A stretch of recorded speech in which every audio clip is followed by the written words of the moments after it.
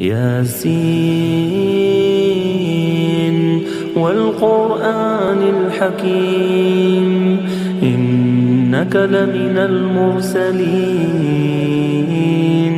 على صراط مستقيم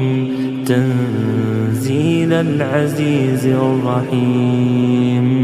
لتنذر قوما ما أنذر آباؤهم فهم غافلون لقد حق القول على أكثرهم فهم لا يؤمنون